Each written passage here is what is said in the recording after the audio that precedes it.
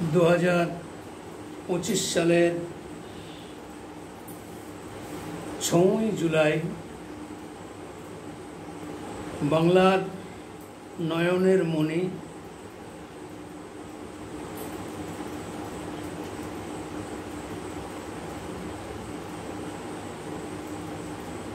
Doctor Shyamaprasad মুখার্জির জন্মদিবস আমরা পালন করেছি। এর আগে 23শে জুন ওনার মৃত্যু দিবস ছিল, সেই মৃত্যু দিবসও পালন করেছি। তার আগে 20শে জুন 2025 পশ্চিমবঙ্গ বাঁচাও, পশ্চিমবঙ্গের রক্ষাকর্তা ভারত কেশরী ডক্টর শ্যামাপ্রসাদ মুখার্জির যে অবদান, সেই অবদান সম্পর্কে বিস্তারিত ব্যাখ্যা করেছি। আজ ডক্টর শ্যামাপ্রসাদ মুখার্জির 6ই জুলাই যে জন্মদিবস পালন হয়েছে, তারপর থেকে আমাদের কেন্দ্রীয় নেতৃত্বের থেকে যে সূচনা এবং তৎসহ আমাদের রাজ্য বিজেপির নেতৃত্বের যে সূচনা, গোটা মাস ধরে বিভিন্ন কর্মসূচির মাধ্যমে শ্যামাপ্রসাদ মুখার্জির জীবনী, তার আদর্শ, তার দর্শন, দেশের প্রতি তার ন্যায় নিষ্ঠা এবং যে অবদান তিনি রেখে গেছেন, সেই সম্পর্কে ভারতীয় জনতা পার্টির পক্ষ থেকে বিভিন্ন কর্মসূচি গ্রহণ করা হয়েছে। গত পরশু আমাদের পূর্ব বর্ধমান জেলার অধীনে কাটোয়া সাংগঠনিক জেলায় রক্তদান শিবিরের আয়োজন করেছেন এবং পূর্বস্থলী উত্তর বিধানসভায়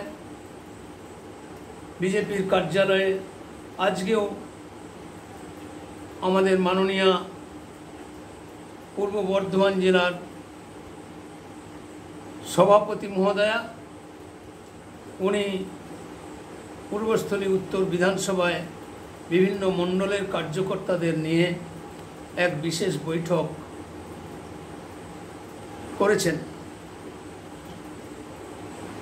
আগামী 18ই জুলাই আমাদের যশস্বী প্রধানমন্ত্রী মাননীয় নরেন্দ্র দামোদর দাস মোদী দুর্গাপুরে আসছেন, তারও সূচনা দেওয়া হয়েছে। তার জন্য যে প্রস্তুতি পর্ব, সেই সমস্ত বিষয় নিয়ে আলাপ আলোচনার মাধ্যমে ওই কর্মসূচিকে সফল করার জন্য আমাদের নেতৃবৃন্দ কাজ করে চলেছে। আমি দেবপ্রসাদ চৌধুরী আজ বিশেষভাবে কতকগুলি বিষয় আমি বলতে চাই। এই জন্য গত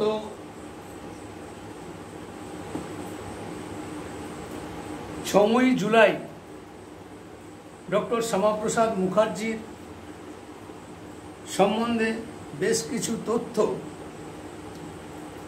আমি তুলে ধরেছি,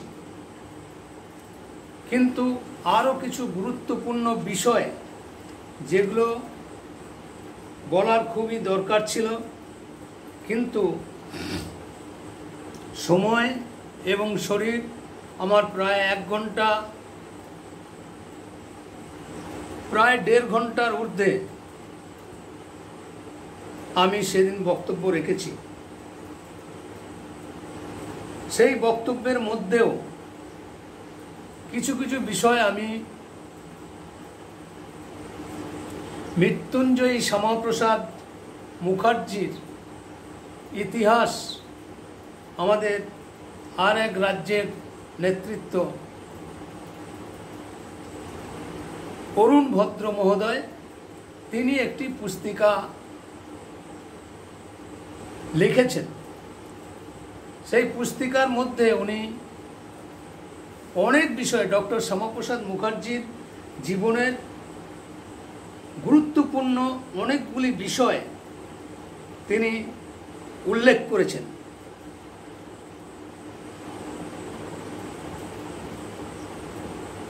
তথাকথিত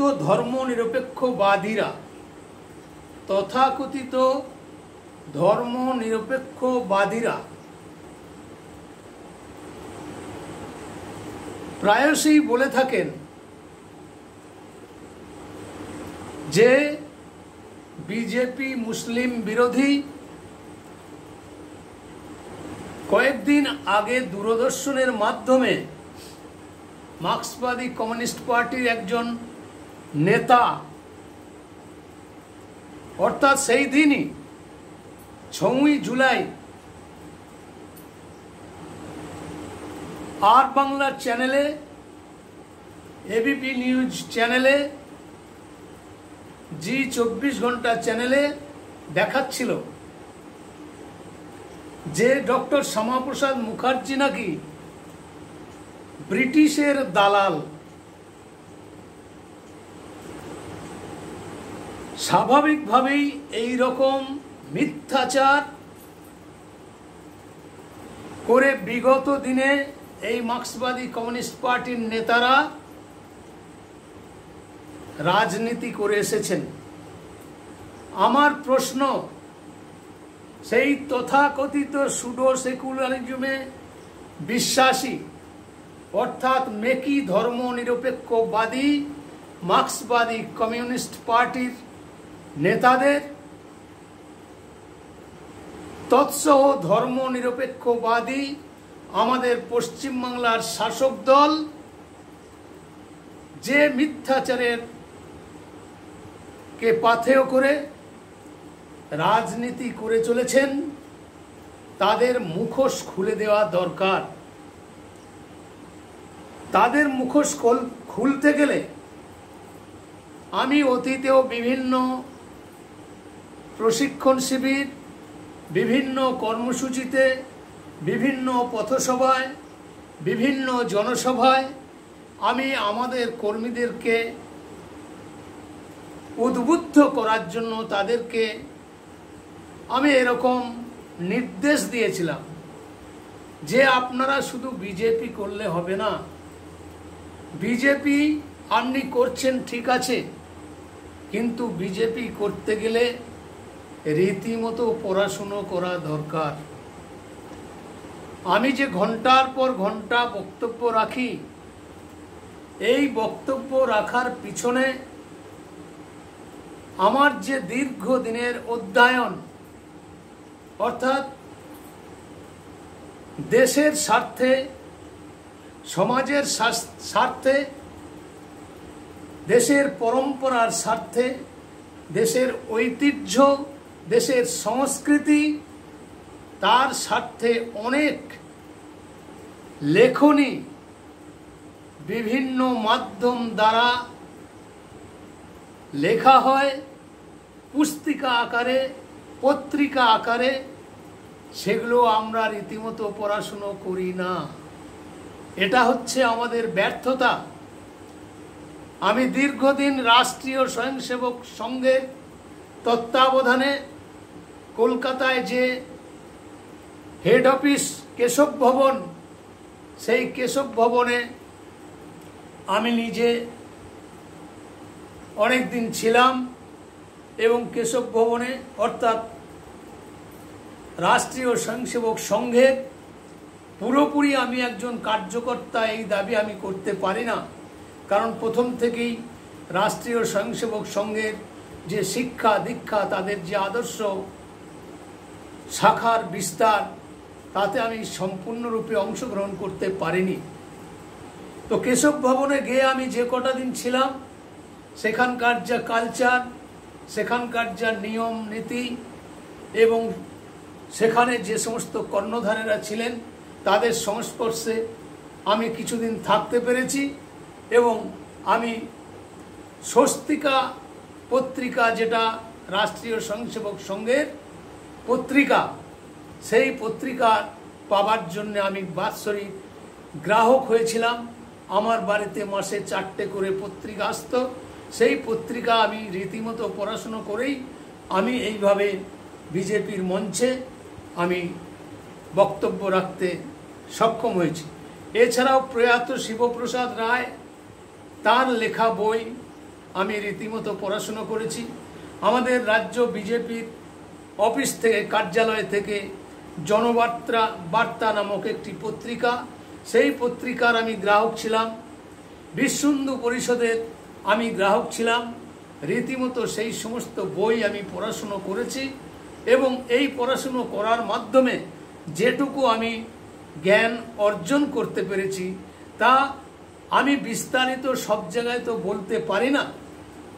পরিবেশ পরিস্থিতি অনুকূলে না থাকলে পরে সেই সমস্ত বিষয় সব জায়গায় বলা সম্ভব হয় না।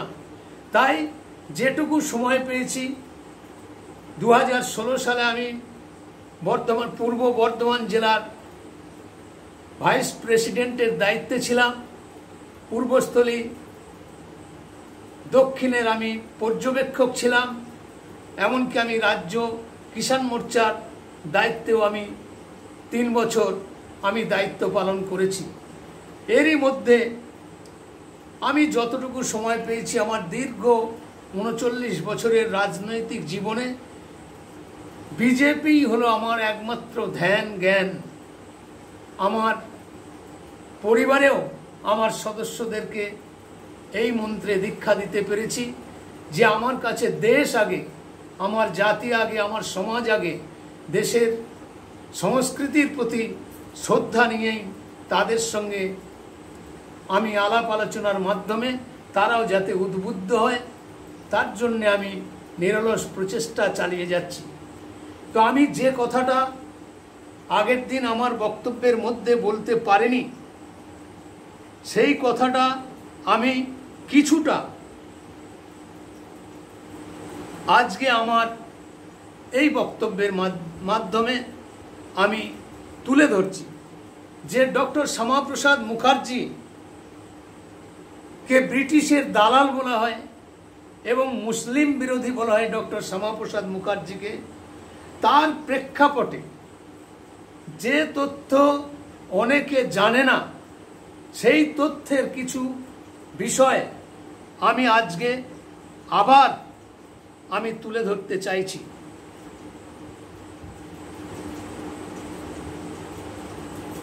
সেদিন বিকেলবেলায় জনাব নাজিবউদ্দিন সাহেব সঙ্গে দেখা করলেন।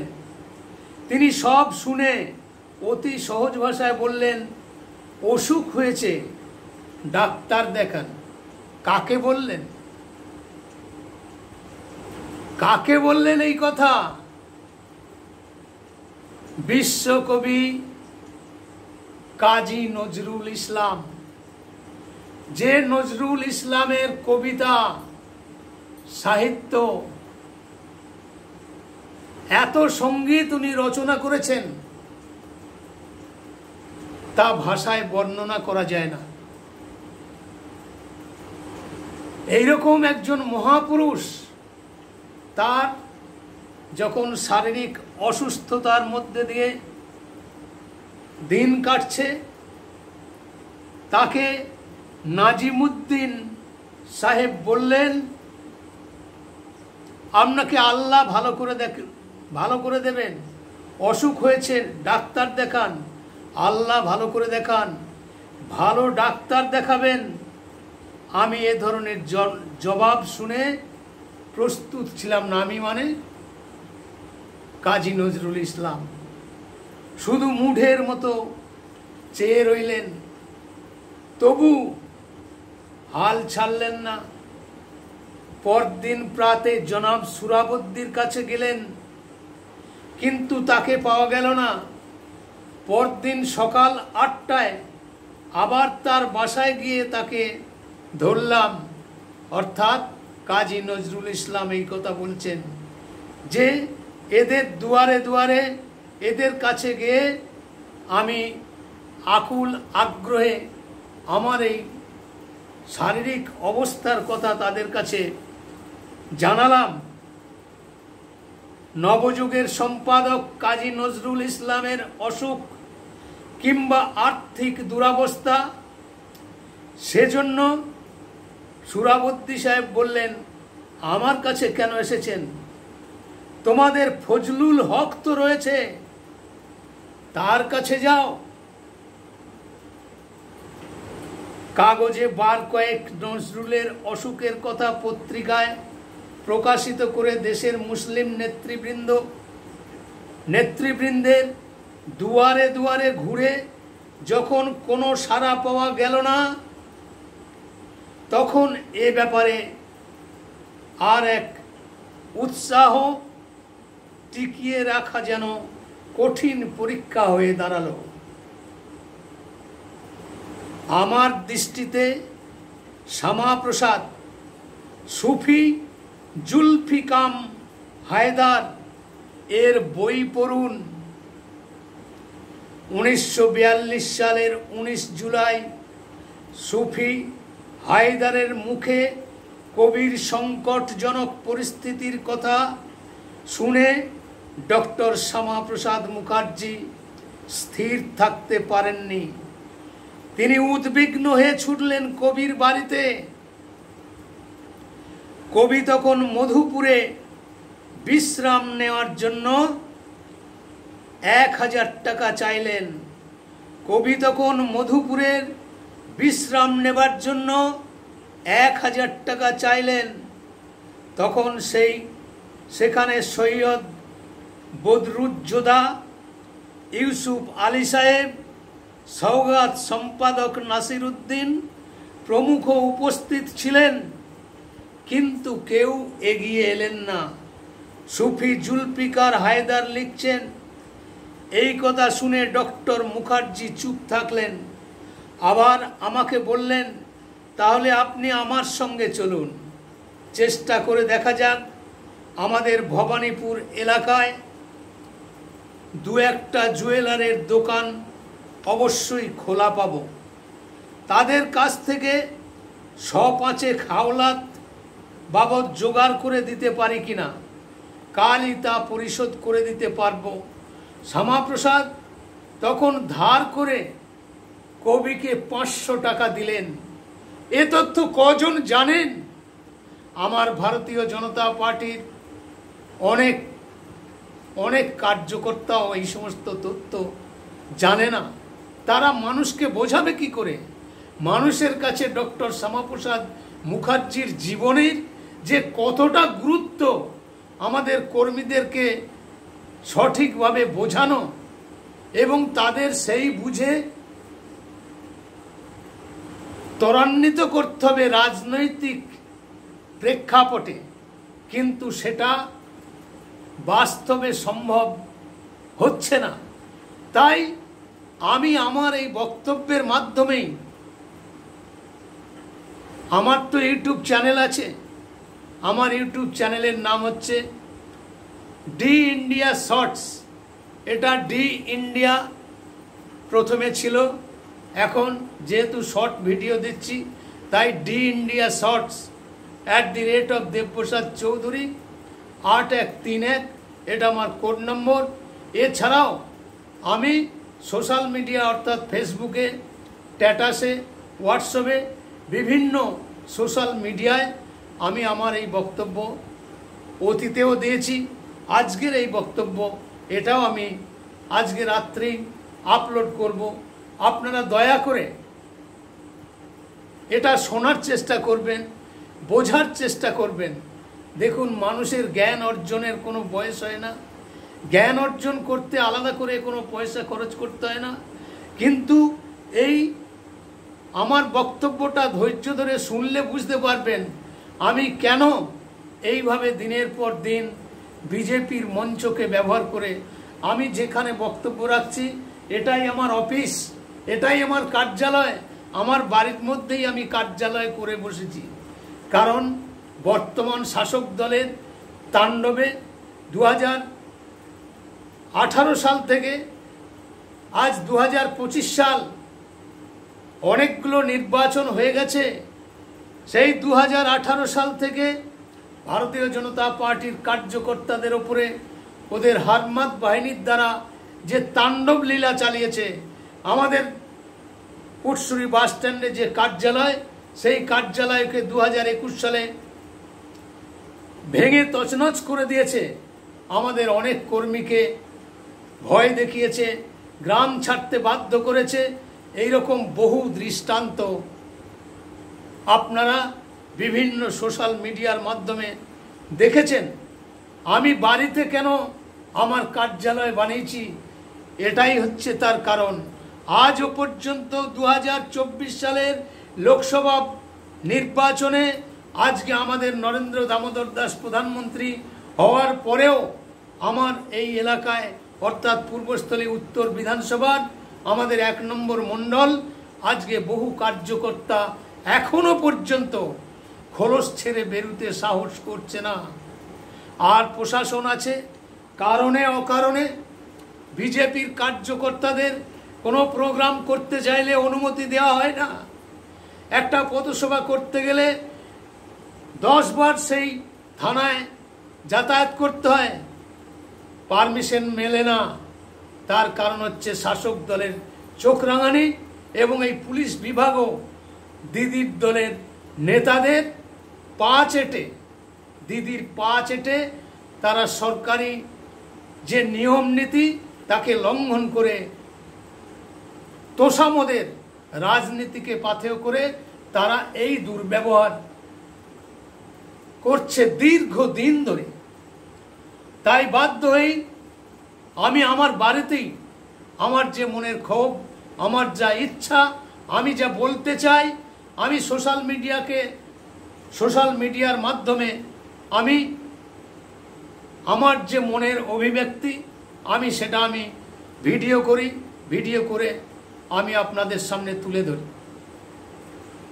তো ডক্টর শ্যামাপ্রসাদ মুখার্জি 500 টাকা ধার করে দিলেন।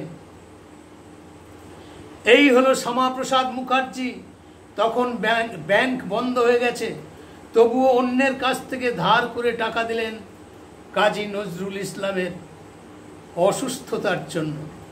এমনকি 1943 সালে মার্চ মাসে যে নজরুল সাহায্য কমিটি গঠিত হয়েছিল, তাও শ্যামাপ্রসাদের ঐকান্তিক আগ্রহ এবং চেষ্টায়।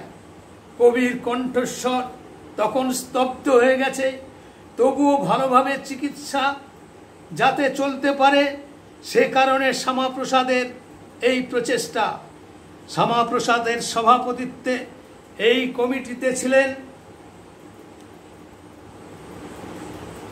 Sajanikanta Das, Zulfikar Haider, Syed বদরুজ্জেদা, sir A.F. রহমান, তারাশঙ্কর বন্দ্যোপাধ্যায়, হুমায়ুন কবির, কবিরাজ বিমলানন্দ তর্কতীর্থ, সত্যেন্দ্রনাথ মজুমদার, তুষারকান্তি ঘোষ, চপলাকান্ত ভট্টাচার্য, গোপাল হালদার, শৈলজানন্দ মুখোপাধ্যায় প্রমুখ। ব্যক্তিগতভাবে শ্যামাপ্রসাদ অনেকের কাছে সাহায্য চাইলেন কবির চিকিৎসার জন্য, যেমন মেদিনীপুরের মল্লদেব, পাইকপাড়ার বিমল সিংহ প্রভৃতি। পরবর্তীকালে যে সরকারি সাহায্য মঞ্জুর হয়েছিল তাও শ্যামাপ্রসাদের প্রচেষ্টায়। শ্যামাপ্রসাদের চেষ্টায় যখন সাহায্য আসতে লাগলো বিদেশ থেকেও, এই কবির চিকিৎসা হলো। বাংলার আর এক খ্যাতনামা কবি জসিমউদ্দিন বিখ্যাত হতে পারতেন না শ্যামাপ্রসাদের সাহায্য ছাড়া। বাংলা ভাষার জন্য যা করেছেন কেউ তার উল্লেখ করে না। 1943 সালে কলকাতা বিশ্ববিদ্যালয়ে উপাচার্য হলেন তিনি। তখন সমাবর্তন ভাষণ ইংরেজি ভাষাতেই হতো।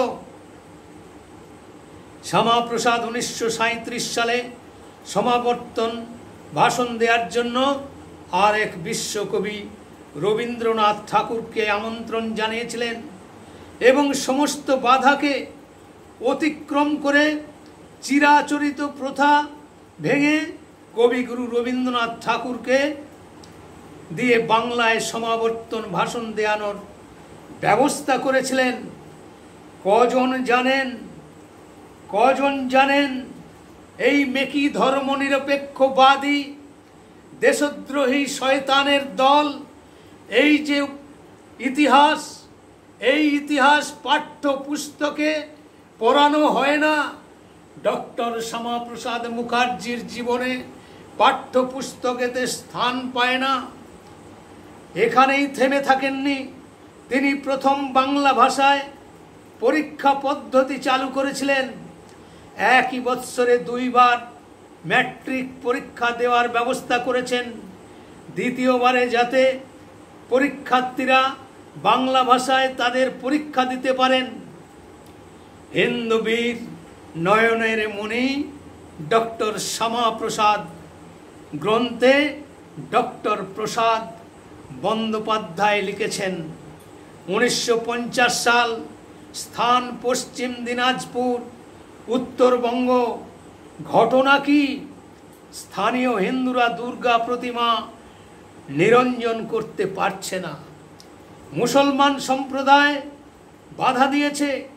তারা বলেছে তাদের মসজিদের সামনে দিয়ে ঢাক ঢোল বাজিয়ে প্রতিমা নিরঞ্জনের শোভাযাত্রা করলে তারা অস্ত্র শস্ত্র নিয়ে হিন্দুদের ওই শোভাযাত্রার ওপরে ঝাঁপিয়ে পড়বে। ফলে প্রায় 6 মাস হলো প্রতিমা ওই মণ্ডপেই পড়ে আছে। কলকাতায় বীর শ্যামাপ্রসাদের কানে কথাটা পৌঁছানো মাত্রই তিনি পশ্চিম দিনাজপুর যাওয়ার ব্যবস্থা করলেন। অনেকেই নিষেধ করলেন, তিনি কারো কথাই শুনলেন না। পরের দিনেই যাত্রা শুরু করলেন। সরকারি তরফ থেকে জেলা প্রশাসনকে ব্যাপারটা জানানো হলো। দিনাজপুরে ডক্টর শ্যামাপ্রসাদ পৌঁছানো মাত্র জেলা শাসক সহ পুলিশের পদস্থ অফিসাররা অনুরোধ করলেন, কিন্তু কোনো ফল হলো না। ডক্টর শ্যামাপ্রসাদ বললেন, 500 ঢাক ঢোলের ব্যবস্থা করো আর সব হিন্দুকে এক হতে বলো। পরশু প্রতিমা বিসর্জন হবে, শুধু একজন জেনে এসো ওদের নামাজ পড়ার সময়টা কখন। আর বললেন, সব হিন্দুদের হাতে যেন একটা করে লাঠি থাকে। পশ্চিম দিনাজপুরের হিন্দুদের মধ্যে একটা বিরাট উন্মাদনা এসে গেল। বন্দে মাতরম, ভারত মাতার জয়ধ্বনিতে আকাশ বাতাস কেঁপে উঠল। পুলিশ প্রশাসন খুবই বিচলিত হয়ে পড়ল। নির্দিষ্ট দিনে দুর্গা প্রতিমা সহ নিরঞ্জন শোভাযাত্রা শুরু হলো। সঙ্গে 100টি ঢাক ঢোল। 500টা না পাওয়া যায়।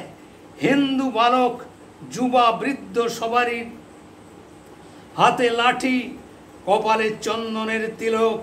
সর্বাগ্রে চলেছে হিন্দু বীর, বাংলার নয়নের মণি, বাংলার বাঘ স্যার আশুতোষ মুখোপাধ্যায়ের যোগ্য উত্তরসূরি, আমাদের ভারত কেশরী ডক্টর শ্যামাপ্রসাদ মুখার্জি।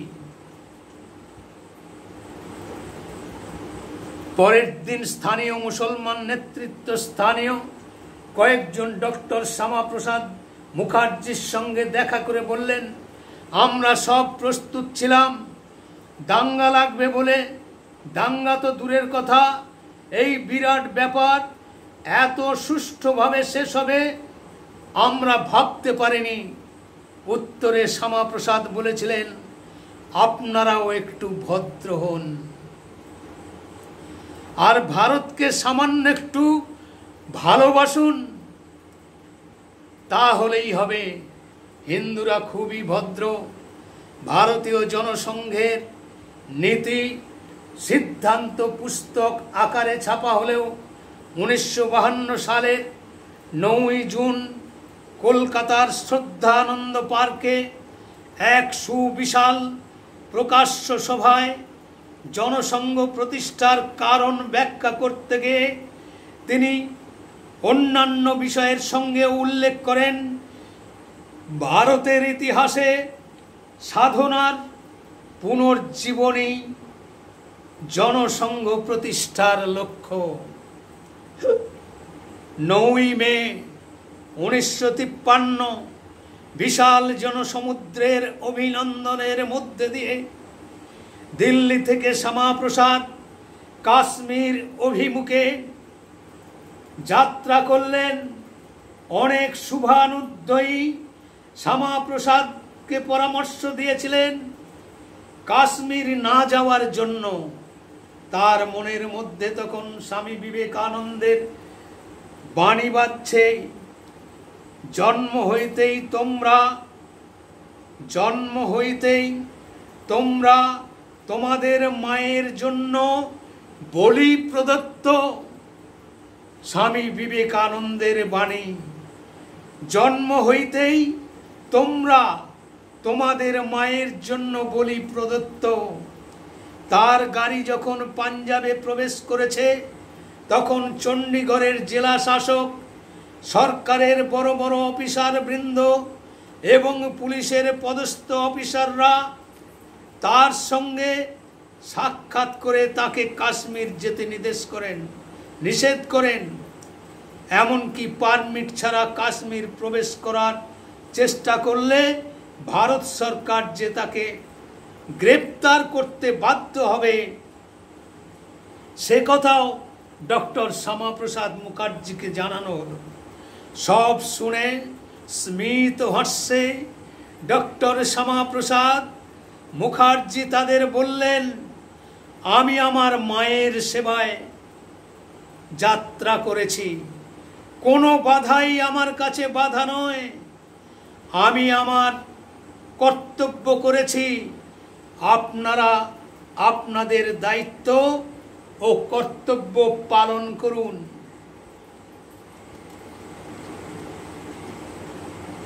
সবচাইতে যে ঘটনা রহস্যজনক সেটা হচ্ছে ট্রেন যখন গুরুদাসপুরে পৌঁছেছে, সব থেকে রহস্যজনক ঘটনা, ট্রেন যখন গুরুদাসপুরে পৌঁছেছে তখন আবার ওই জেলা শাসক, পদস্থ সরকারি অফিসার এবং বড় বড় পুলিশ কর্তারা তার সঙ্গে আবার সাক্ষাৎ করে বললেন, ডক্টর মুখার্জি, অত্যন্ত আনন্দের কথা, ভারত সরকার আপনাকে কাশ্মীর প্রবেশ করার অনুমতি দিয়েছে এবং আমাদের প্রতি নির্দেশ আছে আপনাকে সসম্মানে জম্মুর সীমান্ত পর্যন্ত পৌঁছে দিয়ে আসা। জম্মুর সীমান্তে যে মুহূর্তে তিনি প্রবেশ করলেন, রাভি নদীর ব্রিজের উপর অতিক্রম করতে করতে তিনি দেখলেন ব্রিজের পরেই কাটুয়াতে বিশাল সংখ্যায় কাশ্মীর সরকারের পুলিশ বাহিনী অপেক্ষা করছে। তিনি পুলিশ বাহিনীর সম্মুখে এলেন। পুলিশ সুপারিনটেন্ডেন্ট ঘোষণা করলেন, বিনা পারমিটে কাশ্মীর রাজ্যে প্রবেশ করার দায়ে আপনাকে গ্রেপ্তার করা হলো। লক্ষণীয় বিষয়, তিনি যখন নিশাত বাগের কারাগারে বন্দী, তখন তার বিরুদ্ধে যে অভিযোগ উত্থাপন করে মামলা দায়ের করা হয় তার মধ্যে কিন্তু কোথাও বিনা পারমিটে কাশ্মীর রাজ্যে প্রবেশের অভিযোগ ছিল না। কাশ্মীরে নিশাতবাগে একজন নির্জন অপরিসর গৃহকক্ষে, কাশ্মীরের নিশাতবাগে এক নির্জন অপরিসর গৃহকক্ষে এই সিংহ পুরুষকে বন্দি করে রাখলেন শেখ আবদুল্লাহ সরকার। এমন সেই গৃহ যেখানে একটু পদচারণা করার সুযোগ ছিল না ডক্টর মুখার্জির, আর তাতেই তাকে অসুস্থ করে ফেলল।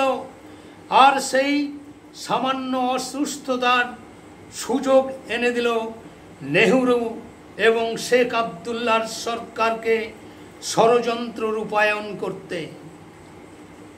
23শে জুন তাকে হত্যা করা হলো। ভারতবর্ষের ইতিহাসে এক কলঙ্কিত অধ্যায়। এই কলঙ্কিত কালিমা কোনোদিনই কংগ্রেসের শরীর থেকে মুছবে না। তাই 23শে জুন 1953 সাল ভারতবর্ষের এক প্রজ্বলিত দ্বীপ নিভিয়ে দেয়া হলো। শ্যামাপ্রসাদ হত্যাকাণ্ড সম্পন্ন হয়েছে, কিন্তু সংবাদটা কলকাতায় পরিবারের কাছে জানানো হলো এক অদ্ভুত পদ্ধতিতে। জম্মু কাশ্মীরের তৎকালীন মন্ত্রী বক্সি গুলাম মোহাম্মদ দিল্লির এক টেলিফোন অপারেটরকে যা বললেন, তিনি তাই মাধ্যম হিসেবে কলকাতায় বরদা রামপ্রসাদকে জানালেন।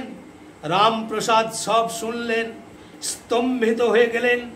শ্যামাপ্রসাদ মুখার্জির জননী বৃদ্ধা যোগমায়া দেবী পণ্ডিত নেহরুকে সব সত্য ঘটনার শ্বেতপত্র এবং চিঠি দিয়ে জানাবার দাবি করলেন।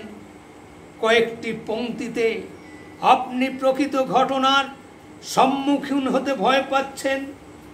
আমার পুত্রের মৃত্যুর জন্য আমি কাশ্মীর সরকারকে দায়ী করছি। আপনার সরকারকে এই অপকর্মের অংশীদার হিসেবে অভিযুক্ত করছি। পশ্চিমবঙ্গে সর্বত্র তখন প্রত্যেক মানুষের কণ্ঠে একটাই দাবি, শ্যামাপ্রসাদ মুখার্জির মৃত্যু রহস্যর তদন্ত চাই। মুখ্যমন্ত্রী তৎকালীন পশ্চিমবঙ্গ বিধানসভার বিধানচন্দ্র রায়, মুখ্যমন্ত্রী ডক্টর বিধানচন্দ্র রায় পর্যন্ত তাদের দাবি করেছেন। বারে বারে পত্র প্রেরণ করেছেন কাশ্মীরের কাছে। তিনি প্রস্তাব দিলেন কিছু অরাজনৈতিক ব্যক্তিত্বকে এই তদন্তের দায়িত্ব দেওয়ার জন্য, এবং যদি প্রয়োজন হয় তিনি নিজে তার সাহায্যকারী হিসেবে থাকতে প্রস্তুত আছেন। কাশ্মীর সরকারও বারে বারে পত্রের উত্তর দিয়ে নানা প্রকার টালবাহানা করে সময় অতিক্রান্ত করে দিলেন। এরপর বিধান রায় ইউরোপ যাত্রা করলেন। জওহরলাল ও কমিউনিস্টদের সঙ্গে চক্রান্তের ব্লুপ্রিন্ট তৈরি করে ফেললেন। কমিউনিস্টরা শ্যামাপ্রসাদ ইস্যুকে চাপা দিয়ে নেহরুকে বাঁচাতে ঝাঁপিয়ে পড়লেন। ট্রাম ভাড়া বৃদ্ধির আপনাদের নিশ্চয়ই স্মরণ আছে। ট্রাম ভাড়া বৃদ্ধির আন্দোলনকে অন্য মাত্রায় রূপ দিয়ে ডক্টর শ্যামাপ্রসাদ মুখার্জির এই মৃত্যু রহস্যর তদন্ত যাতে ধামাচাপা দেয়া যায়, তার জন্যে ট্রামের ভাড়া বৃদ্ধি করার মাধ্যমে নতুন নাটক করে 1 পয়সা ভাড়া বৃদ্ধির প্রস্তাব করেছিল। আর এরই বিরুদ্ধে আন্দোলন করেছিল এই বেঈমান বিশ্বাসঘাতক মার্ক্সবাদী কমিউনিস্ট পার্টির নেতারা, যারা আজকে দূরদর্শনে বিতর্কে অংশগ্রহণ করে এরা ডক্টর শ্যামাপ্রসাদ মুখার্জিকে বলে ব্রিটিশের দালাল। পশ্চিমবঙ্গের প্রবীণ অধিবাসীদের নিশ্চয় স্মরণ আছে 1953 সালের আন্দোলনের নামে অরাজকতার কথা সারা পশ্চিমবঙ্গে জ্বলে উঠল। শ্যামাপ্রসাদ মৃত্যু রহস্য তদন্তের দাবি চাপা পড়ে গেল। কাশ্মীর সরকার জানালো ভারত সরকার প্রেরিত একটি বিশেষ বিমানে মরদেহ কলকাতায় পাঠিয়ে দেওয়া হবে পরদিন, অর্থাৎ 24শে জুন সকালে।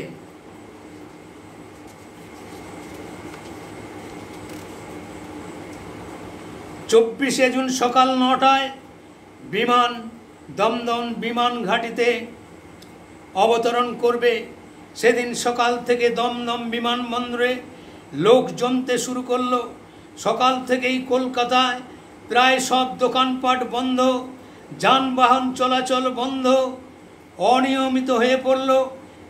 এটি কোনো রাজনৈতিক দলের ডাকা বন্ধ ছিল না, স্বতঃস্ফূর্ত হরতাল। দমদম বিমানবন্দর জনসমুদ্রের আকার ধারণ করল। সময় অতিক্রান্ত, মরদেহ নিয়ে বিমান আর আসে না। কাশ্মীরে আবার যোগাযোগ করা হলো। কাশ্মীর সরকার জানালো নির্দিষ্ট সময়ে মরদেহ নিয়ে বিমান যাত্রা শুরু করেছে। বেলা যত বাড়তে লাগলো, বিমানবন্দরে জনস্রোত ভয়াবহ রূপ ধারণ করল।